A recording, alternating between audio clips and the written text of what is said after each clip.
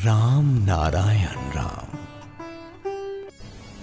আবার এই কাজ শুধু তোমার কাছে আমি একেবারে বাড্ডা বাইটা কাজ করে যদি সবসময় দেই আমার কাজ নষ্ট হয়ে যাবে। আমি বৃহৎ কাজের জন্য অনেক আঘাত তোমাদের পেতে হবে, বাপ বেটা ঝগড়া হোক। সুতরাং সেইভাবে তোমরা কাজ করবে। আমি কখনো ফাঁকি ঝুঁকি দেই না, ফাঁকি ঝুঁকির মধ্যে আমি নাই। যা করো বলে করব, না করে কোনো কাজ আমি করব না। পরিষ্কার একটা লোভ হইলো গোবর, একটা আমার লোভ হইতে যা এই যে করবো না যে অমুক একটা দেখে ভালো লাগছে ফাঁকি দিয়ে চলে গেল, এই ঠাকুর তা নয়। মেয়ের লোকের বদনাম তো কম পাই নাই। বাচ্চা বয়স ঠিক আছে, 5 বছর বয়স থেকে মেয়েদের বদনাম দিয়েছে আমাদের।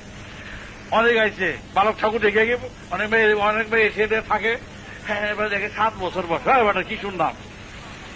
সুতরাং এই 7 বছর 14 বছর বয়সের আমার 3 বছরের মাইয়া, আর যখন আমার যখন 28 বছর বয়স তখন হলো 14, 15, 16, 17 বছর। অনেক ঝঞ্ঝট নিচ্ছি, অনেক মেয়ের বদনাম নিচ্ছি, অনেক কিছু নিয়েছি। আরে নিমু বেটা সে নিতে পারে যারা আছে, নিমুর সাথে কি আছে? আমি ভয় পাওয়ার কি আছে? ভয় পাওয়ার কি আছে? যেই বেটারা বলে অনেকে যে কাম কাঞ্চন নাই, কাম করবো না, আমি কারো দিয়ে তাকাই না, দেখো তখন শয়তানের বাসা ঢুকিয়ে দিচ্ছে। শয়তানের বাসা তার মধ্যে। এই ঠাকুর সেইগুলি পাবে না। এই ঠাকুর ঠিক বলে দেবে যারা ভালোবাসি বলো, আমি ভালোবাসি, দেখলে বেটা ভালোবাসি, তাতে কি আছে? তাতে আমার গুরুগিরি রেবো গিয়া? যে এই দেশে বিবাহ করলে যদি গুরুগিরি জায়গা, বাচ্চা হইলে গুরুগিরি জায়গা, ভগবানত্ব জায়গা, তাহলে ধর শ্রীকৃষ্ণের বাচ্চা আছে, শ্রীরামচন্দ্রের বাচ্চা আছে, বুদ্ধের বাচ্চা আছে, তাহলে হকগুলি গেছে, এগুলি কিছু না। কার বাচ্চা না আছে? ওগুলো ওই সমস্ত বাদ দাও, এই প্রসঙ্গে আমাকে নাই। তোমাদের এইসব প্রসঙ্গে না। কোন মেয়ে গেল, কোন কি গেল, এগুলি তো সব খুচরা কথা। এগুলোর সঙ্গে যে দেবতার দেব দর্শনে ধর্মের কি আছে? তোমরা নিজেরা গুছিয়ে চলবে, নিজেরা সঙ্গে চলবে, বাস আদেশ মতন চলবে। যা বলবো, যারা নিয়েছো কানে তারা আটকে গেছো। সুতরাং যারা আটকে গেছো তোমরা আমার হাতে মায়ের বাবু হয়েছে, মাও হয়েছে, আচ্ছা করে দেবো। তখন আর কোনো খাতি বাতি চলবে না, ধৈর্য ধরে সদানি গলে দুষ্টমি করে পারবো। সুতরাং আদেশ যা করবো তোমরা এক কথা বলো যে সময়কালীন আক্রমণকারীদের বিরুদ্ধে যখন আক্রান্ত হব আমরা, তখন আমরা সবাই একত্র হয়ে তার প্রতিকারে নামতে পারবে কিনা বলো। আমাদের কি করতে হবে না করতে হবে তা আমরা জানি না। অবস্থা অনুযায়ী আমাদের ব্যবস্থা করতে হবে। ছিল তাই অবস্থা অনুযায়ী ব্যবস্থা আমরা যেন প্রস্তুতি নেবা, বুঝলা? যে গভর্নমেন্ট দেশে আছে না যে পূজা আসতেছে, খড়গ দাঁড়াইতেছে, তাহলে বেটা পূজার লেগে খড়গের লেগে কি আছে? হ্যাঁ, 1 মাস আগের থেকে এই খড়গ দাঁড়ায়। আমি জিজ্ঞাসা করতাম খড়গ দাঁড়াচ্ছেন কেন? পূজা আইতেছে না, আর পূজা আইতেছে খড়গের লেগে কি? হ্যাঁ, খেলার লগে সম্পর্ক আছে, এই খেলার লগে ধারার সম্পর্ক আছে। দেখো শত্রু বলি, পূজা দুর্গা পূজার শেষে প্রথা আছে একটা শত্রু বলি। সবাই মিলে বুঝলে এই কচু পাতার মধ্যে চাউল বেটে পিঠালি বলে এটাকে, পিঠালি দিয়ে এরকম একটা শত্রুর চেহারা আঁকে বানায়। তারপরে এই যে বড় কচু পাতা আছে, এই 2টা কচু পাতা, একটা কচু পাতা এটাকে রাখে আর একটা কচু পাতা দিয়ে ঢাকে, ঢেকে ওই কাঠগোড়াদের থাকে, কাঠগোড়া উঠিয়ে ফেলে দিয়ে ওই বেদির উপরে ওই শত্রুটা, দেশের শত্রু, জনের শত্রু, ভিতরের শত্রু, বাইরের শত্রু, ওইটা রেখে দেয়। এইভাবে মূর্তিটা তৈরি করে।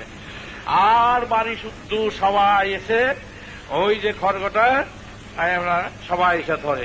এত লোক থাকে বাড়িতে, অনেকে খড়গটা ধরতো না, তার পাশায় পাশায় ধরে দাঁড়িয়ে, ওর পাশায় সেই ধরে, হের পাশায় এই ধরে ধরে দাঁড়িয়ে আছে। তাদের বেলা 100 খানের লোক বাড়িতে। আর পুরোহিত মন্ত্র পড়তেছেন, মানে দেশের শত্রু, জনের শত্রু, ভিতরের শত্রু, বাইরের শত্রু, আমরা এই শত্রুকে বিনাশ করতে এই মহাখড়গের দ্বারা, জ্ঞান খড়গ, বাইরের খড়গের দ্বারা যারা জাতির শত্রু তারে এইটাকে কর্তন করিয়া এইটাকে পুতিয়া দেওয়া হলো, চিরতরে কবর দেওয়া হলো। বাস লাঠি মাইরা সবাই বুঝছো, পুজো দুর্গা পূজার শেষে এই বলির প্রথা আছে। তাই তোমরা জানো যখন এই যে আজকের দেশের যে দুরবস্থা, শত্রুর দ্বারা আক্রান্ত, দেশের অসুরের দ্বারা আক্রান্ত, আমরা এই অসুরকে দমন করার জন্য যা যা বিধি ব্যবস্থা অবলম্বন করা দরকার সময়কালীন, আমরা এই কথা বলবো না আমরা মারপিট করতে চাই, কাটাকাটি করতে চাই, আমরা কিছুই করতে চাই না। আমরা চাই মিল, আমরা চাই মীমাংসা। কিন্তু তখনকার অবস্থার জন্য কি করতে হবে না করতে হবে তা তো বলা যায় না। তোমরা প্রস্তুতি নেবেন। আমরা ভাই ভাই হয়ে হাতে হাত মিলেই সবাই সঙ্গে থাকতে চাই, বেড়া মারা ভেড়া দেশের জনের সবার সাথে। তাই তোমরা সেইভাবে আজকের মার্চ, আজকের সংগঠন, আজ এই কোটি কোটি ভাইদের স্মরণ করো। প্রত্যেক ভাইদের কাছে জানিয়ে দাও তোমাদের এই বার্তা, জানিয়ে দাও তোমাদের আদর্শ, যে সব সাঁতার ভাইরা এক ভাই, এক আত্মা, এক সুর, মনে রেখো। আর তোমরা কর্মের পথের গান, যে গান আছে সেইভাবে সেই আদর্শে তোমরা চলবা। আর মহাকাশের মহানাম রাম নারায়ণ রাম গান গাইবে। আজ যারা আসছো দূর থেকেই আশীর্বাদ করছি। তোমরা হাত জোর করে, আজকের মার্চ করছো তো তাই আজকের উপরে আর আসা দরকার নেই, এইখান থেকে তোমরা হাত জোর করো। হাত জোর করে বলো বিশ্ব প্রবৃতির সুরের কাছে যে আমরা এক সুরে থেকে অসুর যেন কে দমন করতে চাই। আমরা সুরের মাধ্যমে অনন্ত সুরে পৌঁছে যেতে চাই। আমরা যে সুর পেয়েছি, যে গান পেয়েছি, যে তান পেয়েছি, এই সুরের সাহিত্যে সুরের সাথী হয়ে মহাকাশের মহাসুরের সুরধ্বনির সাথে যেন যুক্ত হয়ে পরম আনন্দে পরম সুরে যেন পৌঁছতে পারি। দেব দেবতা আছেন কি নেই তোমরা আমরা জানি না, বলো দেব দেবতা আছে কি নাই তা আমরা জানি না, কি আছে কি নাই তা আমরা জানি না। আমাদের পরম পিতা জানিয়ে দিয়েছেন এই সুর থেকে সৃষ্টি, সুর থেকেই লয়, সুরের মাধ্যমেই আমাদের পথ, সুরেই আমাদের লয়, সুরেই আমাদের আরম্ভ, সুরেই আমাদের গান। সেই গানের মাধ্যমে আমরা মহাকাশে পৌঁছতে পারি। তারই পথিক আমরা, যাত্রীক আমরা। আমরা অন্য কিছু জানি না, অন্য কিছু বুঝি না। ভগবান আছেন কি নেই তা জানি না, কেউ দেখেছেন কিনা তা বুঝতে পারছি না। যাহা জানি না সেই পথ মারাবো না। আমরা সেই পথের পথিক হব, যাহা জানবো, যাহা বুঝবো, বুঝতে বুঝতে যাব, সেই পথের পথিক আমরা হব। তাই গুরুগত প্রাণ হয়ে, গুরুর আজ্ঞা বহন করে, নির্দেশ বহন করে, সবার সাথে সবার ভুল বুঝাবুঝি সব নষ্ট করে আমরা এক আত্মার হয়ে, এক মায়ের গর্ভজাত সন্তান হয়ে আমরা একই সুরে, একই ধ্বনিতে, একই বেদের সুরে, বেদের ধারায়, বেদের মতে, বেদের পথে পথিক হয়ে, যাত্রীক হয়ে আমরা এক হয়ে চলব। আর আমরা সংসার ধর্ম পালন করব। মা বাবা, ভাই বোন, আত্মীয় স্বজন যারা যেখানে আছে তাদের সেবা যত্ন একটা আমাদের অঙ্গ। তাদের দুঃখ দেব না, অযথা সন্দেহ করব না, অযথা নেশাবান করব না, অযথা অশান্তি করব না। ঘর রক্ষা করে আমরা এই কাজ করব। কারোর থেকে ধর্মের নামে পয়সা রোজগার করব না, ধর্মের দোহাই দিয়ে চলব না। আমরা সেই প্রকৃতির নীতির সন্তান, প্রকৃতিগত হয়ে প্রকৃতির পথে মতে আমরা চলব। আমাদের গান বেদের গান, আমাদের তান বেদের তান, আমাদের সুর বেদের সুর, আমাদের ধারা বেদের ধারা, আমাদের পথ বেদের পথ, আমাদের মত বেদের মত। সুতরাং যেখানে ভেদাভেদ নাই আমরা সেইভাবে চলব। এক ভাই, এক প্রাণ, এক হয়ে একত্রিত হয়ে আমরা সবাই থাকব। মনে থাকবে? তোমরা মনে রেখো। পরিশ্রম করার আমার আর সময় নাই, সময় আর আমি করতে পারছি না। তোমরা আমার কিছু বক্তব্য নাই। আমি মা হয়ে বলছি তোমাদের কাছে, বাবা হয়ে বলছি তোমাদের কাছে, প্রাণের হয়ে বলছি তোমাদের কাছে, আমার দেবার মতন আছে একমাত্র স্নেহ আর প্রেম। তোমরা এই নিয়ে তোমরা এগিয়ে চলো। নিজেদের মধ্যে ঝগড়া বিবাদ করো না, নিজেদের মধ্যে অশান্তি করো না। এক শিকলের বন্ধনে সবাই একত্রিত হয়ে তোমরা এগিয়ে যাওয়ার পথিক এগিয়ে চলো। গান গাইবে রাম নারায়ণ রাম। তাই তোমরা আস্তে আস্তে করে একত্র হয়ে আবার প্রশাসন নিয়ে তোমরা এগিয়ে চলো। অন্য কোন রকম কোন স্লোগান দেওয়ার প্রয়োজনীয়তা নাই, শুধু কর্মের পথের গান গেয়ে যাও, তাই যথেষ্ট। কর্মের পথের গান তো জানা আছে অনেকের, আর যারা জানো 5 জন গেয়ে যাও, এইটা গেয়ে যাও। আর যারা তোমার যদি দীক্ষা দেওয়ার থাকে শুধু তারা শুধু ওখানে বসে দেখো, পরে এসে নিও, আগে প্রজেকশন বেরিয়ে যাও। গান গাও, কর্মের পথে চলো, গাও।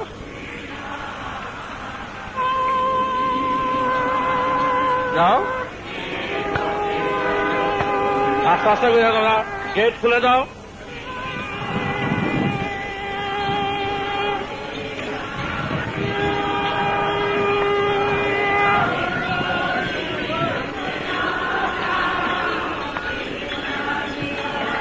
হ্যাঁ, এটা নিয়ে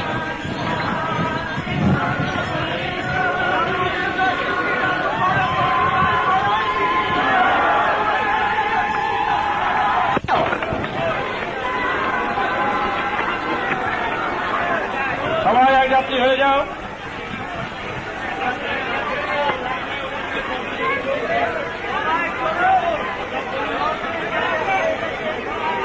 সবাই একত্র হয়ে যাও। যারা দর্শনার্থী আসছো তারাও একত্র হয়ে যাওয়ার, কারণ অন্য দর্শন পাইনি এখন, তাই এই ভাইদের সাথে একসাথে হও। একমাত্র দীক্ষা যারা নেবে তারা সেই কয়জন যেন থাকে, তাদের সাথে আত্মীয় যারা তারা থাকতে পারবে।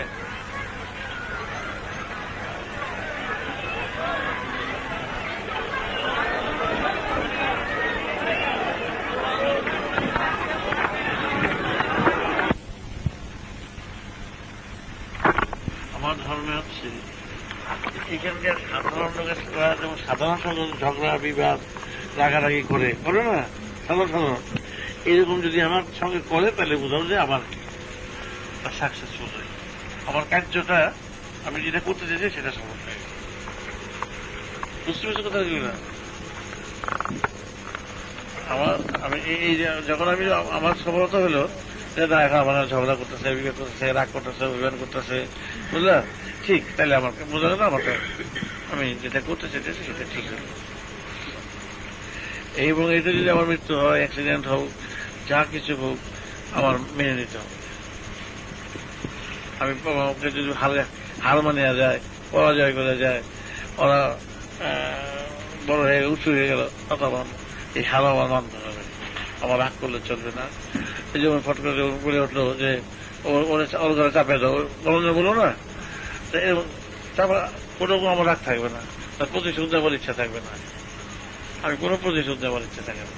আমি একটু মনে মনে তাকাই, একটু করে দেখি, মাঝে মাঝে তাকাই।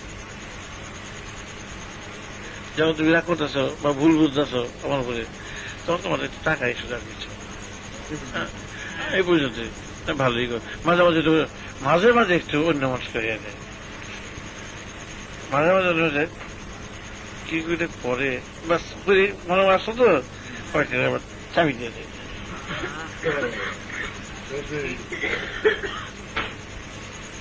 তোমার যে আমাকে কখনো যদি আমি একটা সময় পাই, একটা বিদেশি দেখবার আইন আমি বসাবো তোমাদের কাছে, কিরকম করে ওরা আমারে, তখন দেখে তারপরে তোমরা আমার সঙ্গে মিশতে পারো না। বিদেশি জন আমার সঙ্গে কি ব্যবহার করতেছে তোমরা, তারপর আমার তোমার দিকে কি রগরানি চাওয়া চাইবো তোমার দিকে, হ্যাঁ, এমন টাকান তাকাইবো না, ভয়ে সব দূর হবে সব। হ্যাঁ, মহিষা যেতে পারে না, রান্নার করে মনে থাকবে সেটা, কিছু করতে থাকবে, এটা অবাক হয়ে যাবে। ওরা কি অ্যালার্ট আমার ব্যাপারে, এটা বুঝে ফেলেছে, কারণ বিদেশি তো, বিদেশিরা বুঝে ফেলা, প্রত্যেক বিদেশি যেই বানা যাবে সেই বুঝতে পারবে, আর বড় সময়টা বুঝে বুঝতে পারবে, আর কারো দেখে না, মই দেখে যাচ্ছি, আসতেছি, বসতেছি, চলতেছি, আর থেকেও তখন কোনো আত্মীয় থাকে না, আমি আত্মীয় ঠিকই দেখি, দাঁড়িয়ে আছি, হাসতে আছি।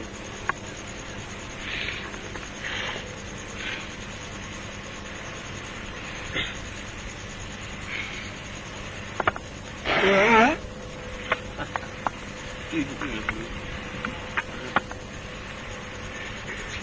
আমার উদ্দেশ্য হলো যে তোমাদের এত আমি সাবমিসিভ হয়ে থাকি, নত হয়ে থাকি সবার কাছে। কেন?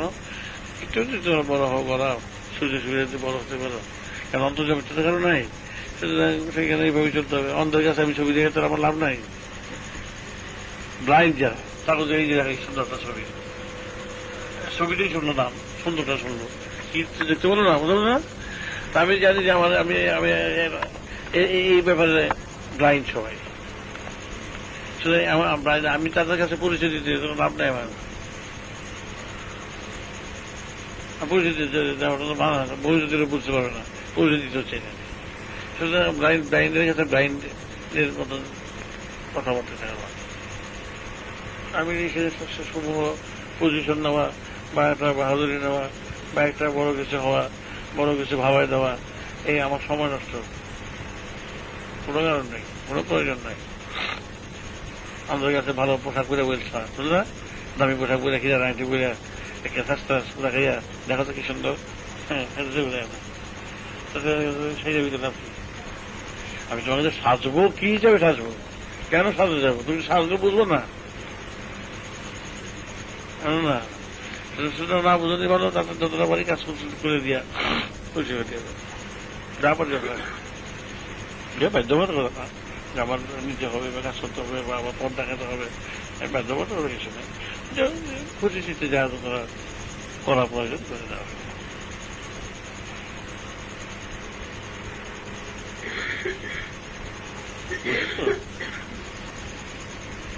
কথাগুলি বুঝতে তোরা সবাই?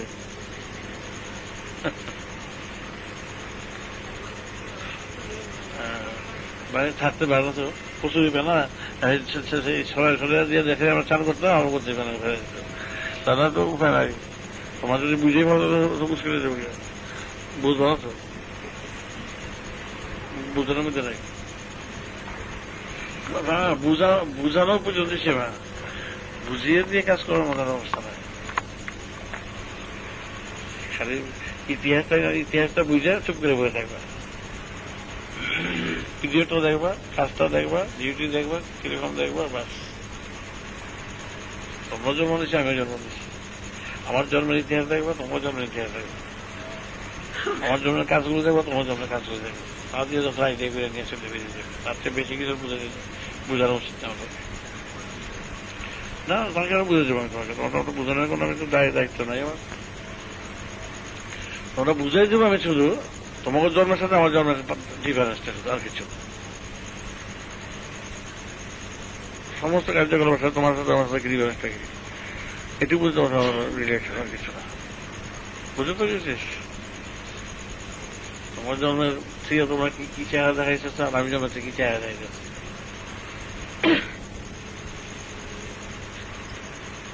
আমি শিশু বয়সে ঠিক একই ছদ্ম বেসে রয়েছি, বুঝো না? আমি একভাবে হয়ে গেছি।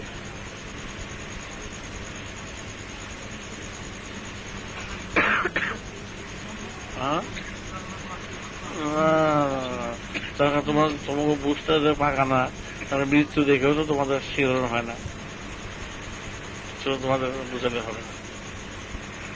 কারণ ইউনিভার্সের নেচার থেকে যে ডেটটা দেখাই দিছে, ওটা ডেট হলো একটা বড় দৃষ্টান্ত জীবনের। এই দৃষ্টান্তের চোখে দেখেও যখন তোমরা শিক্ষার মোড় ঘুরাইতে পারতেছ না, চলার মোড় ঘুরাইতে পারছো না, সেই জায়গায় বলছে কোনো কাজ তোমার দেখানো উচিত। যদি মৃত্যুর ওর মূল্যটা তোমরা দিতে পারতা, বুঝলা, তাইলে তোমাদের কাছে আমি কিছু খুলে পেতে পারতাম। কারণ তোমরা মূল্য দাও মুখে মুখে, তুমি যে মরবে এই কথাটা বলো মুখে মুখে, ভিতর থেকে সুরের থেকে আসতে দেখো, তুমি দেখো, কথা করে দেখো। আমার মনে আছে মাথায় মরুবি মশাকে খাইয়ে দেওয়া মরবো মশা, হ্যাঁ দেখা দিব, খাইয়ে দেওয়া মরবো মশা, এই ধরনের কথা। ব্যাপারটা বুঝতে পেরেছ? তো অফিসে গেল, চা খাইতেছ, আরে মেহেদিস বটল মতো মরতে তো হবেই, একদিন একদিন হয়ে গেল। কথাটা বুঝতে পেরে সেটা উড়ে গেল, উড়ে যাওয়ার কথা। কি বুঝলি নির্মল, বুঝতে পারছো? এই যে আমি যে মরবো কথা বিরুদ্ধে বলতে পারো? হ্যাঁ, হয় না। আর এই সেটা আছে না, সেই সুরটা আছে না। যেমন যতটা ওয়ারান বেরিলে যতটা সিট দিতে হও, হ্যাঁ, পুলিশ এলে যত দিবে তার চেয়ে বেশি দিতে হবে না। ঠিক আছে, বুঝছো? আর যে পুলিশ যাইব যতটা দুশ্চিন্তাগ্রস্ত, ওয়ারান বেরিয়ে গেছে গিয়া পুলিশ আসবে, ওয়ারান বেরিয়েছে তোমার নামে, যতজন দুশ্চিন্তাগ্রস্ত মৃত্যুরা তাদের থেকে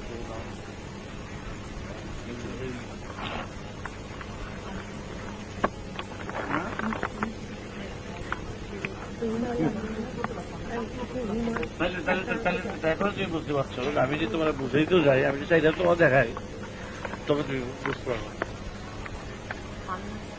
না। সেটা সেটা এটা তো তোমাদের ব্যাড লাক বলে এটাকে। একটা মানুষের বলে না ব্যাড লাক, তোমরা করো না, একটা ওয়ার্ড ইউজ করো না, এটাই তোমাদের ব্যাড লাক। যে তোমাদের মৃত্যু দেখেও এত বড় চলমান দৃষ্টান্তটা নেচার তোমাদের সামনে রাখছে, তা দেখে সত্ত্বেও যখন তোমাদের কনসাসটা একেবারে সজাগ হচ্ছে না,